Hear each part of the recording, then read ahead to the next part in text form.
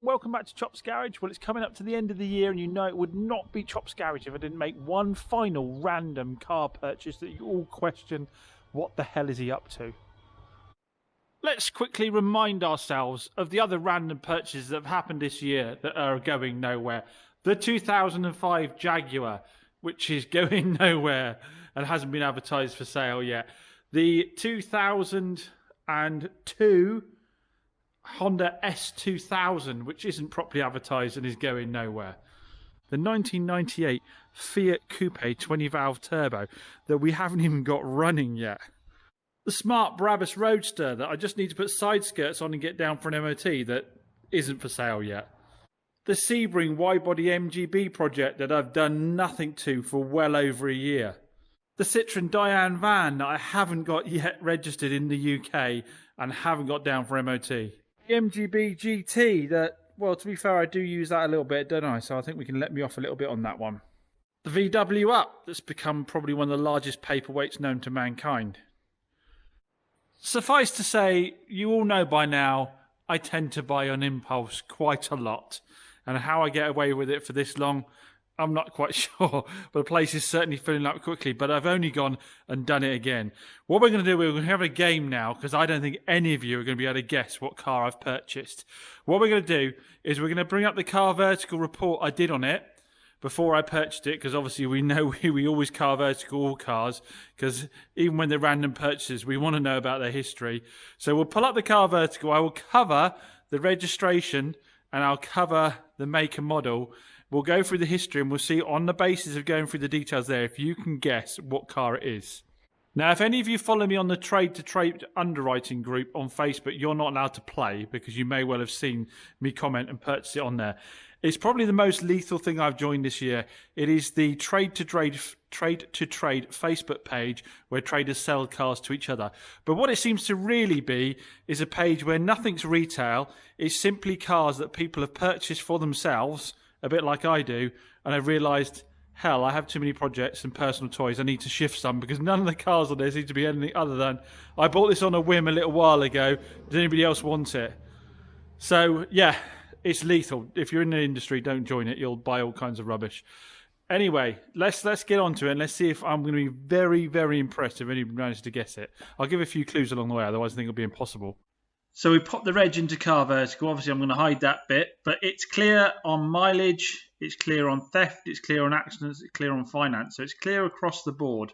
If you go up here, the first registration was when it was manufactured, the 1st of the 1st, 1999. So you know it's an old car straight out of the gate. For that MOT, for its MOT here, there was just a windscreen wiper. 2007 brakes, 2008 constant velocity joint, 2009 brake disc, 2010 we got tyre, exhaust, brake discs again. Nothing outrageous. Still got the exhaust in 2010, 2011 tyres again, 2012, 13. Not a bad MOT history really for an old car. 2015 brake pads again. 2017 tyres again. 18 rear springs corroded. All the springs are corroded, but to be honest, it's a 1999 car, so that's just the powder coating coming off the springs. They just need wire brushing down and painting.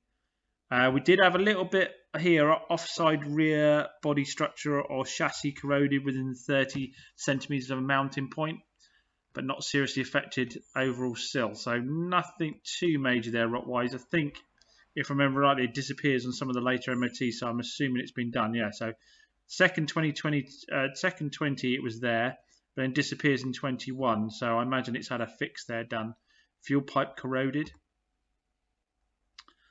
21 fuel pipe corroded. Then the 4th, 2022, we've got brake discs again. The fuel pipe still showing as corroded. And the coil springs are still showing as corroded. So the MOT history is not horrendous. Bear in mind, this car is now, 23 years old. If we scroll down to the mileage, you're going to like this, guys. Right, so let's go back through the mileage. So you can see here, it starts getting picked up in 2006 when it starts getting picked up by the system, and it was 83,000 miles in 2006, and it just gradually goes up and up to 150,000 miles in 2011, 185,000 miles in 2014. I know you're all asking yourself, James, what the hell are you doing buying a car with this kind of mileage on? 2017, 207,000 miles. 2021, 220 miles. And then 2022, 226,000 miles. Mad, hey? Serious mileage. Again, I guess if you take it out, 10,000 miles a year or so is not outrageous, but obviously it's a big number. Right, well, look at the specs. I can't show you the top bit because it'll tell you what model it is, but you can see it's petrol and it's automatic, so that's nailing it down for you a little bit. 1999 petrol and automatic. What petrol cars do you know will be do 224,000 miles and still be alive now? In the warnings for things that can go wrong with this car, failed ECU can cause rough gear changes on the 4-speed auto box, and the V6 engine suffers from head gasket issues. Now, I haven't got the V6 one. I will give you a tip and tell you I've got a 2.2 one. So we're narrowing it down a little bit again, aren't we? 1999 petrol automatic 2.2 and has managed to do 226,000 miles. Now, it's great news that my random purchase has a clear history with Car Vertical, but the reason we use it is for vehicles like this. Look at this Audi A3. Okay on mileage, okay on theft, okay on finance, but has suffered an accident. If we scroll down, we can see that this accident damage was recorded 6th 2016. Scroll down further, Car Vertical even has pictures from the vehicle when it was damaged. Look at it, it's pretty darn severe. Whole front end of the car is caved in. That looks like it's probably damaged some of the engine parts as well. It's really quite a substantial hit, the rear damage as well. Now, the interesting thing is that Car Vertical tells us in its spotted activity that this car has changed ownership twice in the time since that accident. Now, I wonder if the people that purchased that vehicle have any idea that it had that previous amount of damage. Great news as always is that Car Vertical offer Chops Garage viewers a 10% discount on the Car Vertical. So if you're about to buy a car, or perhaps you've already bought one and you didn't make a check, get to the link in the description down below and get yourself a Car Vertical with a 10% discount. As always, I want to thank Car Vertical for being a continued sponsor of Chops Garage. Now let's get back to my random purchase.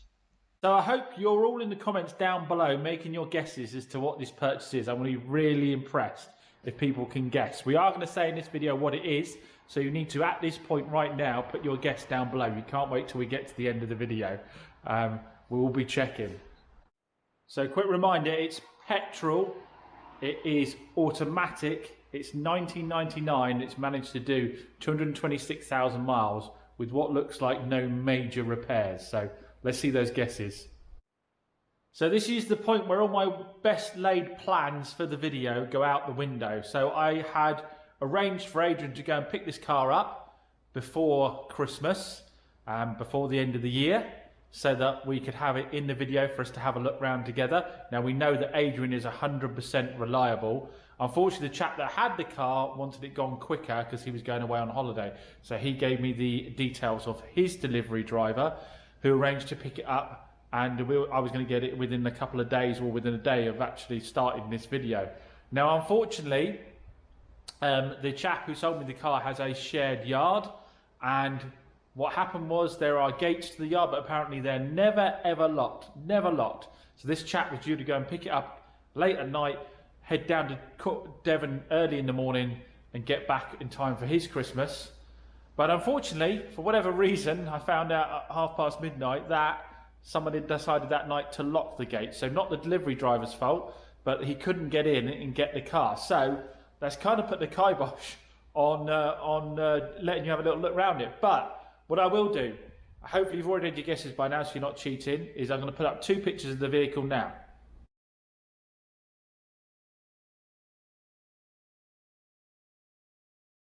Now, I slated Toyota recently in one of my videos and said that they're no more reliable than any other make of car.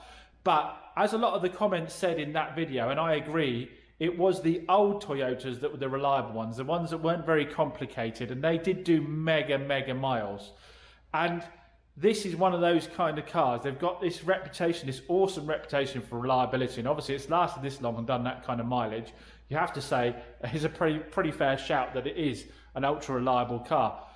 So I thought, when I saw this on the Trade group, I thought, well, let's give Toyota a bit of redemption and let's show what a Toyota can be like compared to the more modern ones where they've massively overcomplicated them, shared too many parts with the manufacturers and end up having a load of problems. And for some reason, I don't know, there's just something cool about a Toyota Camry Sport. Anyway, since I bought it, I mentioned it to a number of people and it's all been positive. I mean, I'm sure down in the comments there'll be a lot of negative. But yeah, there's all been positive comments about it. Now, is this a retail car? Of course it's not a retail car.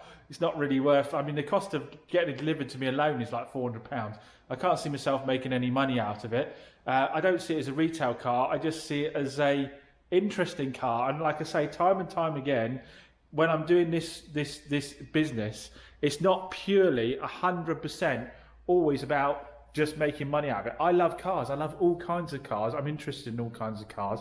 And for some reason, more than anything, I seem to like cheap old cars. I mean, let's have a look outside for a second. So I spent the last 2 days hooning around in my little Suzuki. So I'm going to take the Ignis home tonight. I've been driving the Swift around, but that's a 2006. That's a 2005. Obviously, I've got the choice of much newer vehicles I could be driving around, but I just absolutely love cheap cars. So I just think this Camry, it deserves a bit of respect for doing that kind of mileage. And like I said, that's just something about the underdog cars. You know, obviously the little Nissan Micra we had with 165,000 miles on, that little automatic one that's gone to the home built guys, that was super popular on YouTube, super popular, everyone that saw it, and it's gone on to live a life with them. I think their video's dropping anytime soon with the full respray having been done on it. And I just fancy smoking around in something cheap and old and interesting like that for a bit, and hopefully to some of you that makes sense, and to some of you know it's not going to, and those of you that think I should just be running a business and not be faffing around with the cars, it's going to make no sense at all. But anyway, I'm sorry I'm not able to show it to you in the video. We are going to have it very soon. It should be arriving any day soon, and then we'll get a chance to have a good look around it. And also, to be honest, I know nothing about it. We're going to get to find out. Although it has an MOT and it's done the 200 and whatever thousand miles on it, it could still be an absolute terror. It could have lots of other problems. It might drive really badly. It is a big risk, especially going that far to get it. But what's the fun in just buying sure things all the time? Anyway, hopefully some of you guessed that right. I'd be surprised if you could. It would be a very good guess if you did. But power to you. Well, I'll mention names in the next video, potentially, if you guess it right. Anyway, as always, massive thanks for watching the videos. Really appreciated. We're almost back to sort of normal daily trading over this strange period between Christmas and New Year. We have had quite a lot of stuff move and go. Been quite a lot going on even between Christmas and New Year. So I'll catch up with you on the next video. But as always, massive thanks for watching. If you're not subscribed, please do consider it. It's down below there. If you enjoyed the video, give it a thumbs up because I'll recommend it to other people. Thanks a lot. Catch you again soon. Oh, and don't forget, if you're going to go around buying random cars, make sure you do your car vertical check before. The link's in the description down below.